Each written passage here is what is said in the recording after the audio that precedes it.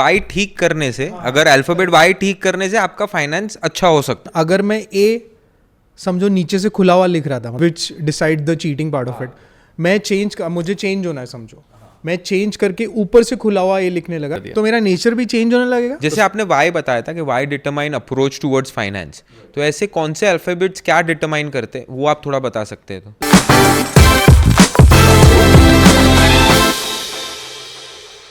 मेरे पास रिलेशनशिप्स के लिए भी आते हैं, मेरे पास सबसे ज़्यादा जो आते हैं वो जॉब्स के रिलेटेड आते हैं, कॉर्पोरेट क्लाइंट ज़्यादा आते हैं, कंपनीज आती है, इसको जॉब पे रखे जॉब कि पे नहीं रखे, रखे। इसको जॉब पे नहीं रखे। और सोचो वो भी कौन से है कि बड़े कंपनीज भी आ रही है आजकल, मिड साइज कंपनीज आ रही है, देन जो ज्वेलरी जो शोरूम्स है वहाँ पे भी जो लोग काम करते हैं, जहाँ पे दे वांट टू चोरी, सिंसियरिटी कितनी इंपॉर्टेंट है, कि सिंसियर है कि नहीं है, लॉयल है कि नहीं है, वो सब क्वालिटीज़ बहुत इंपॉर्टेंट है।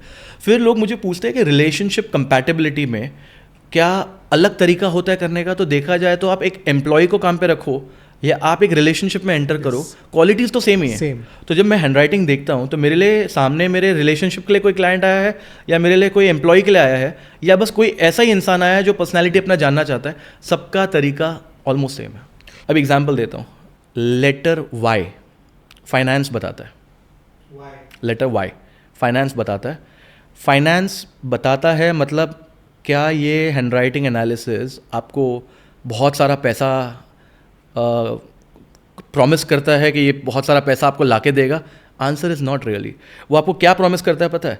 If your attitude towards finance is not right, अगर आपका एटीट्यूड ही गलत है तो आप कितना भी पैसा कमाने का ट्राई करोगे आप कर ही नहीं पाओगे, क्योंकि एटीट्यूड ही गलत है। तो जो क्वालिटीज़ आप में मिसिंग है, जो एक सक्सेसफुल फाइनेंशियल सक्सेस के लिए चाहिए, यू कैन से, वो ग्राफोलॉजी आपको दे सकता है। तो वाई ठीक करने से, अगर अल्फाबेट वाई ठीक करने से आपका फाइनेंस अच्छा हो सकता है, फाइनेंशियल एटीट्यूड सही हो सकता है।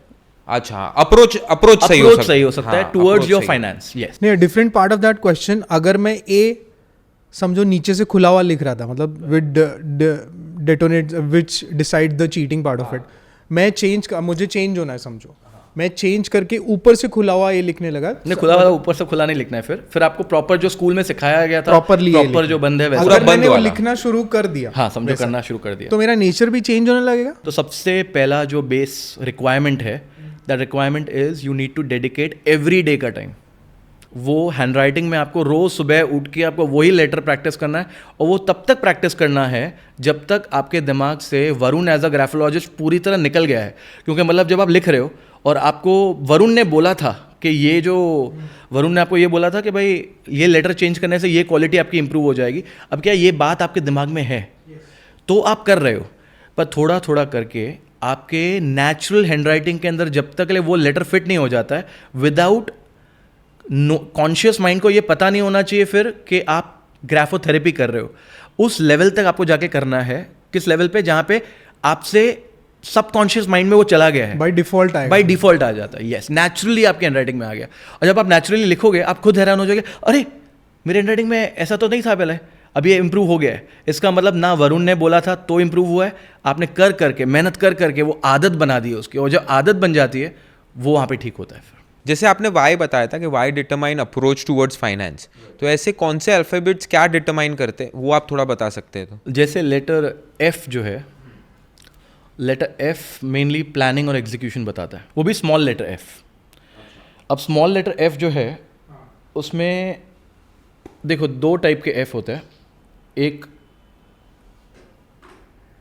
ये ऐसा जो एफ है, इसमें जो हुक है ऊपर, ये एक हुक है ना ऐसा, और ये क्योंकि ऊपर का पार्ट है इसको अपर जोन बोलते हैं। हैंडराइटिंग में ना 3 जोन्स है, अपर, मिडिल एंड लोअर, तो ये आता है अपर जोन के अंदर, ये हमारा दिमाग रिप्रेजेंट कर रहा है। हुक आना दिखाता है कि उसके अंदर प्लानिंग एबिलिटी है, ओके, और नीचे क्योंकि हुक है तो उसके अंदर एग्जीक्यूशन एबिलिटी है। अभी समझो ये तो नॉन कर्सिव एफ था, अब मैं आपको कर्सिव एफ दिखाता हूँ। ये कर्सिव एफ है, कर्सिव एफ में ये लूप है, ये वाला पार्ट, ये लूप दिखाता है कि उसमें प्लानिंग एबिलिटी है, और ये जो नीचे का लूप है ये दिखाता है एग्जीक्यूशन एबिलिटी है। अब नोटिस आप करना कि बहुत सारे जो लोग जब लिखते हैं इनमें से कोई एक उनमें होता है और दूसरा नहीं होता है। जैसे एग्जांपल आप अगर नोटिस करना कि बहुत सारे लोग से एफ ऐसा लिखते हैं, अगर किसी ने ऐसा एफ लिखा है तो उसमें क्या है, ऊपर हुक है, प्लानिंग है, नीचे कुछ भी है, एग्जीक्यूशन अच्छा नहीं है। अब इसका मतलब ये कि अगर ये इंसान प्लानिंग करके अपना खुद का बिजनेस सेटअप करना चाहता है, उसके लिए ये एफ चलेगा, क्योंकि प्लानिंग एबिलिटी है। कहाँ पे उसको तकलीफ होएगी, क्योंकि वो एग्जीक्यूट करने में अच्छा नहीं है। तो वो क्या कर सकता है, एग्जीक्यूट करने के लिए तो वो लोगों को रख सकता है। तो क्या ये एफ मैं एक बिजनेस माइंडेड इंसान को बताऊंगा? यस। हाँ, यस, ओनर को बता सकते हैं, जो एक एंटरप्रेन्योर उनके लिए चलेगा। क्या ये एक जॉब ओरिएंटेड जिनको जॉब करना है उनके लिए अच्छा है? नहीं अच्छा है उनके लिए, क्योंकि एग्जीक्यूशन ही अच्छा नहीं होएगा। तो दिमाग लगा कि एक मेन काम देखो, एक जॉब वाला जो है, जो जॉब करता है, उसके लिए एग्जीक्यूशन बहुत इंपॉर्टेंट है। तो अगर किसी का एफ ऐसा है, और ये एफ बहुत सारे लोगों का होता है, इनमें फिर प्लानिंग एबिलिटी नहीं है, बिकॉज ऊपर हुक भी नहीं है, लूप भी नहीं है, और नीचे जो है एग्जीक्यूशन स्ट्रांग है क्योंकि लूप है। तो यहाँ पे पता चल गया कि ये इंसान जो है जॉब करे तो बेटर है। बहुत बार मैंने नोटिस किया है लोगों का सक्सेस जो होता है, सक्सेस रेट कम होता है because they are in the wrong place. मतलब दिमाग एंटरप्रेन्योर वाला है और जॉब पे आगे बढ़ने की ट्राई कर रहा है। तेरा एफ तो FP जैसा लग रहा है भाई, तू तो दिखा ही मत, तू तो रहने दे। तो राइटिंग क्या ये एफ है? हाँ वो F था। अरे माय गॉड, ये एफ देखो इनका। P जैसा हो गया वो। देखो अगर एफ इतना ही नहीं, मैंने जल्दी में लिखा है वो। नहीं, ये एफ लिखा ही नहीं है, ये तो कुछ और ही लिखा हाँ है। मैंने फुल रिजेक्टेड। सेम चीज जो मेरी टीचर बोलती थी। ये क्या लिखा है? विनीत, ये तो तुमने कुछ और ही लिखा है। नहीं, बट आपने ना कैपिटल वाला F का नहीं बताया। देखो क्या हो जाता है कि कैपिटल एफ भी एनालाइज कर सकते हैं, लेकिन बहुत सारे ऐसे लेटर्स हैं जिनके ऊपर एक टैग लगा हुआ है कि ये प्लानिंग और एग्जीक्यूशन बताता है। कैपिटल एफ में है ना, नीचे का पार्ट होता ही नहीं, अगर आप नोटिस करो। यस, एक लाइन होता है और तो कैपिटल एफ को नहीं देखो तो बेटर है। As a graphologist small F को ज़्यादा रेफर करेगा रादर देन कैपिटल। इसका एक एग्जांपल और एक देता हूँ। जब हम लेटर एच को देखते हैं, स्मॉल लेटर एच, यस, अगर मैंने एच को देख लिया ना, I don't need to see the L और द बी और द के, ये सब स्मॉल की बात कर रहा हूँ। इसका रीज़न क्या है? देखो, एच लिखने का याद करो कि कर्सिव राइटर्स को कैसा सिखाया गया था स्कूल में। एच कि आप ऊपर जाओ, एक लूप बनाओ और नीचे आओ। कैसे? एक बार आप देखो, अभी ये मैं अगर इस एच की बात करूं, अरे बाप रे, ये तो भूल गए। तो ऐसे ये ये तो गिव अप बैठ जाता। हाँ, तो ये जो एच है, इसमें अगर आप देखो तो ये जो पार्ट है ना, हाँ, एल और बी स्मॉल वाले, उसमें सबका सेम पार्ट है। ओके।